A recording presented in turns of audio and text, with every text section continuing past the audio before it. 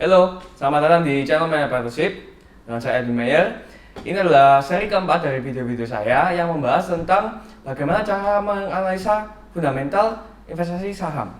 Ya, hari ini kita akan membahas bagaimana cara menggunakan rasio-rasio keuangan untuk mengetahui kesehatan perusahaan finansial secara finansialnya, perusahaan DBK sebagai investor saham, dan bagaimana kita bisa mengetahui saham ini bisa membuat kita lebih kaya lagi. Oh ya, sebelum kita mulai, jangan lupa buat kalian yang belum gabung ke MYP Premier, segera bergabung dan dapatkan list 100 saham yang sudah saya analisa fundamentalnya dan ringkas untuk kalian. Jadi saham-saham ini bisa juga memberikan potensi profit untuk kalian sampai 10 kali lipat, ya. So, buruan, khusus untuk 30 member berikutnya saja, saya akan memberikan potongan harga khusus sampai 50%. Buruan, kalian bisa langsung WA ke 0812 5678 7789. Oke. Sekarang langsung kita bahas penggunaan rasio keuangan ya. Jadi melalui rasio keuangan, kalian bisa mengetahui apakah perusahaan ini memiliki rasio profitabilitas yang bagus ya. Bisa menghasilkan kemampuan labanya cukup tinggi. Kemudian apakah perusahaan ini mampu untuk membayar kewajiban-kewajiban atau hutangnya dalam waktu yang dekat, ya. Kemudian juga sampai kalian bisa mengetahui nilai wajar perusahaan per lembar sahamnya itu berapa sih. Nah, bahkan kalian bisa membeli di harga diskon untuk saham-saham yang kalian inginkan, ya. Jadi buat kalian yang pengen untuk membeli saham yang bagus di harga diskon, kalian ikuti video ini sampai selesai supaya kalian benar-benar paham maksimal ya. Yuk langsung aja kita bahas.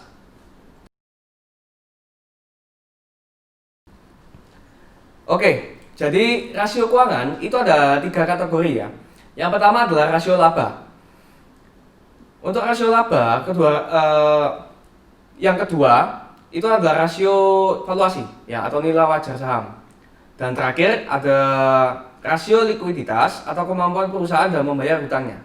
Kita akan bahas satu persatu dan bagaimana cara penggunaannya. Nah, kemudian ada yang kategori pertama rasio laba ya, seperti namanya. Kategori rasio ini kita bisa gunakan untuk mengetahui kemampuan perusahaan dalam menghasilkan profit atau laba. Beberapa rasio yang paling penting dan investor yang sudah sukses pun masih memakainya, yaitu earnings per share atau EPS ya, laba per lembar saham. Kemudian ada dividen per share atau dividen per lembar saham, disingkat DPS. Lalu ada dividen payout ratio ya, atau rasio pembagian dividen terhadap laba, disingkat DPR. Dan terakhir adalah return on equity atau ROE. Ya, pertama, earnings per share adalah rasio yang kita gunakan untuk mengetahui seberapa besar laba perusahaan per lembar sahamnya. Rumusnya adalah laba bersih ya, dibagi dengan total lembar saham perusahaan. Misalnya saham ABC menghasilkan laba dalam setahun 2019 sebesar 100 miliar rupiah. Ya, contoh ya. Kemudian total lembar saham perusahaan ABC adalah sebanyak 1 miliar lembar. Maka nilai dari EPS-nya atau earnings per share-nya adalah 100 miliar dibagi dengan 1 miliar lembar saham. Jadi kita bisa menemukan laba per lembar sahamnya yaitu sebesar 100 rupiah per lembar. Semudah itu. Ya. Kemudian ada rasio dividen per share atau DPS yang bisa kita pakai untuk mengetahui seberapa besar dividen atau bagi hasil yang diberikan kepada investor sahamnya dalam per lembar saham. Rumusnya adalah besar dividen yang diberikan perusahaan dibagi dengan total lembar saham perusahaan. Misalnya saham ABC untuk kinerja tahun 2019 ya, pembagian dividen kepada investornya sebesar 50 miliar rupiah.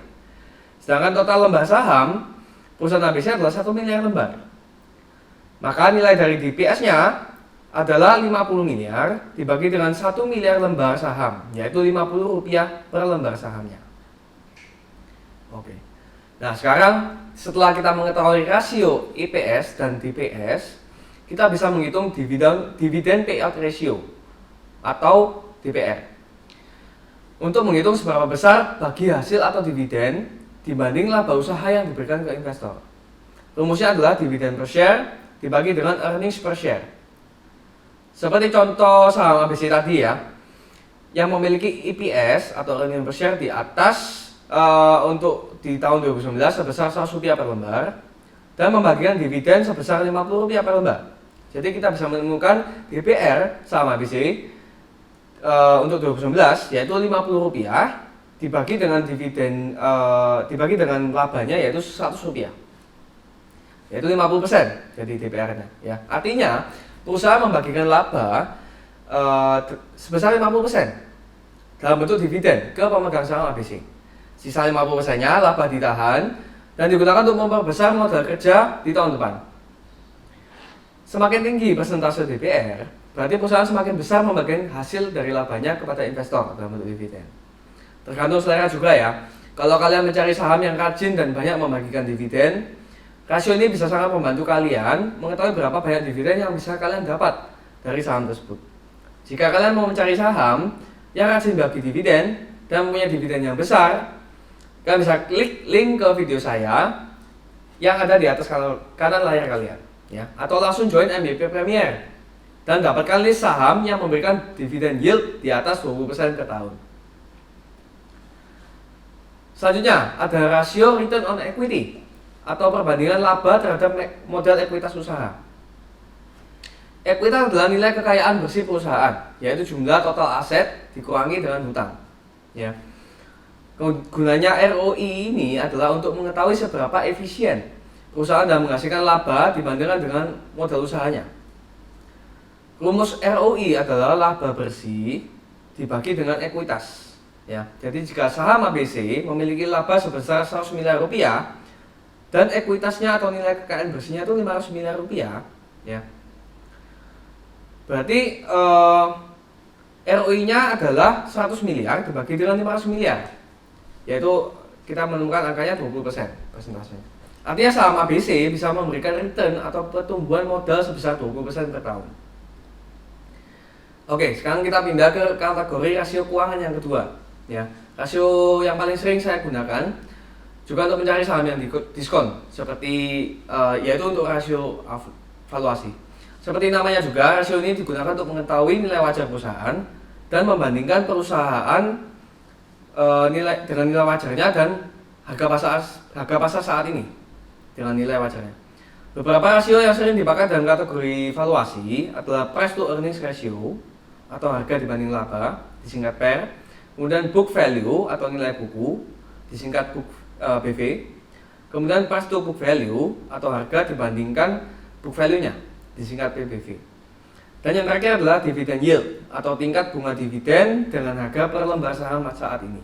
Yuk kita bahas satu persatu ya. Price to earnings ratio adalah rasio yang kita gunakan saat kita mau melihat apakah harga saham saat ini murah atau tidak dilihat dari segi labanya. Rumusnya cukup simpel ya. Kalian tinggal menghitung price per share atau harga per lembar saham dibagi dengan EPS atau earning per share.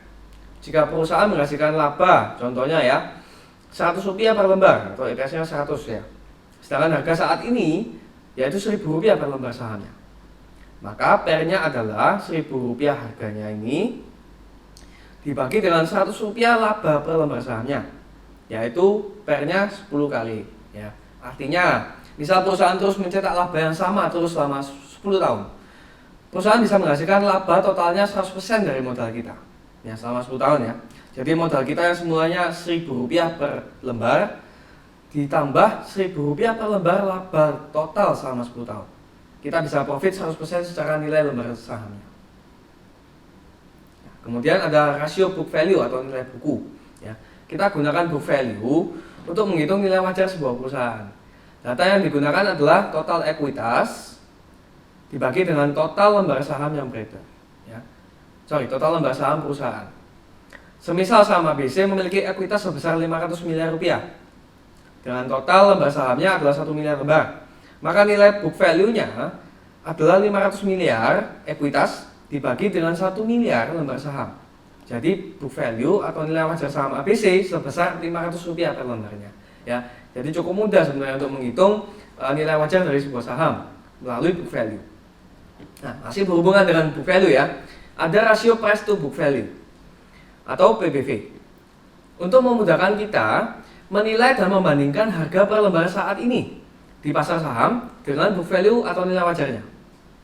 Rumusnya adalah harga per lembar saham atau price per share dibagi dengan book value. Ya. Setelah nanti book value kita bisa menghitung price to book value.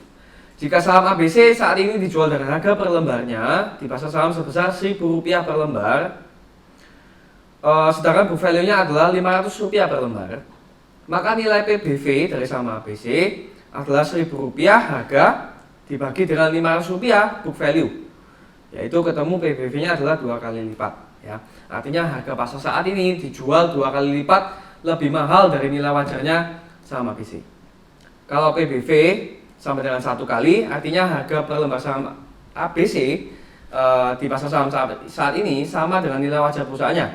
Kalau PBV di bawah 1 kali, berarti saham sedang dijual dengan harga yang diskon. Nah, yang terakhir dari kategori rasio valuasi adalah dividend yield ya. Kita bisa gunakan rumus ini untuk mengetahui seberapa besar tingkat bunga dividen dibandingkan dengan harga yang kita bayar untuk membeli sahamnya. Rumusnya adalah besar dividen atau dividen per share dibagi dengan harga per lembar sahamnya ya, price per share. Kita bisa menemukan hasilnya dalam persentase. Misal saham ABC membagikan dividen sebesar Rp50 per lembar dan harga per lembar saat ini adalah Rp1.000 ya, maka dividen yield saham ABC sebesar Rp50 dividen dibagi dengan Rp1.000 harganya, yaitu ketemu 5% ya, dividen yield pada tahun itu. Tentunya jika kita bisa beli saham ABC di harga yang lebih murah, kita bisa mendapatkan dividen yield yang lebih besar. Nah, sekarang kita pindah ke rasio ketiga, yaitu rasio likuiditas. Rasio ini berguna untuk mengetahui tingkat risiko hutang saham ya, apakah perusahaan memiliki hutang yang terlalu besar atau bahkan berpotensi mengalami gagal bayar karena tidak bisa melunasi hutang jangka pendek atau bahkan hutang jangka panjangnya. Dalam rasio likuiditas ada 2 rasio utama yang bisa kita pakai, yaitu rasio debt to equity ratio atau total hutang dibandingkan dengan modal, kemudian juga ada current ratio ya, atau rasio lancar ya. Oke, kemudian debt to equity ratio ya, atau DER dapat kita gunakan untuk membandingkan besar hutang terhadap ekuitas modal usaha perusahaan. Ya, rumusnya adalah debt atau total hutang dibagi dengan ekuitasnya. Misal saham ABC memiliki hutang sebesar 750 miliar ya, dan kemudian ekuitasnya sebesar 500 miliar. Maka DER-nya adalah 1,5 kali lipat ya, dari perhitungan ini. Aman atau tidaknya rasio DER itu tergantung juga dengan seberapa besar kemampuan perusahaan mencetak laba ya. Asal labanya tinggi dan bisa membayar semua hutangnya, ya maka keuangan perusahaan bisa aman. Tapi secara umum jika DER ya, atau debt to equity ratio di atas 1 kali, maka keuangan perusahaan cukup beresiko. Jika DER di bawah 1 kali, maka keuangan perusahaan cukup aman. Ya, ini kita berbeda case dengan industri bank ya, karena bank itu produknya adalah jasa keuangan. Jadi mereka dana pihak ketiga seperti deposito itu masuk ke dalam hitungan hutang. Jadi khusus untuk industri bank dan finance ya, DER-nya di angka 5 itu masih bagus ya. DER di angka 5 kali masih oke. Di atas 5 sudah cukup beresiko. Kemudian ada current ratio ya. Current ratio itu adalah rasio yang sangat sederhana dan kegunaannya sangat penting, yaitu untuk mengetahui apakah perusahaan memiliki kas dan aset yang cukup untuk membayar hutang yang jatuh tempo dalam waktu 1 tahun ini. Rumusnya adalah aset lancar dibagi dengan hutang jangka pendek. Jadi jika saham ABC memiliki aset lancar sebesar 300 miliar dan hutang jangka pendek sebesar 100 miliar, maka current rasionya adalah 3 kali lipat ya, dan masih di angka yang bagus. Artinya perusahaan memiliki uang yang cukup untuk membayar hutang jangka pendeknya.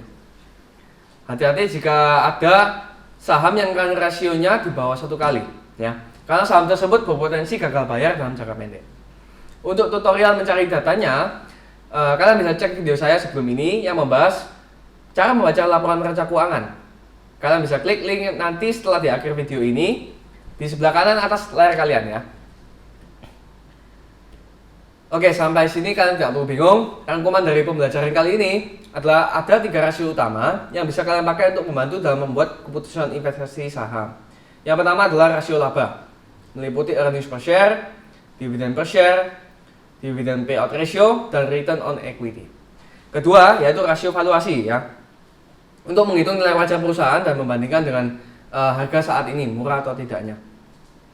Meliputi rasio price to earnings ratio, kemudian book value, price to book value, dan dividend yield ya. Terakhir yang ketiga adalah rasio likuiditas. Untuk mengetahui besar risiko keuangan perusahaan, meliputi rasio debt to equity ratio dan current ratio. Dengan menggunakan 3 rasio ini, kalian bisa mengenal lebih baik posisi keuangan, profitabilitas, dan risiko saham yang akan kalian investasikan. Buat kalian yang nggak mau repot menganalisa laporan dan rasio keuangan saham-saham, tapi ingin dapetin saham bagus yang harganya lagi diskon dan mempunyai peluang profit sampai 1000%, kalian bisa join ke komunitas MYP Premier dan dapetin list 100 saham pilihan MYP beserta ringkasan analisa fundamentalnya, termasuk rasio keuangan. Bonus e-book panduan investasi saham MYP dan gabung grup diskusi saham MYP Premier ya. Khusus untuk 30 member berikut saja, saya akan berikan potongan harga khusus ya, sampai 50%. Kalian bisa langsung WhatsApp ke 0812 5678 7789 atau DM ke Instagram saya @mypartnership untuk join grup MYP Premier.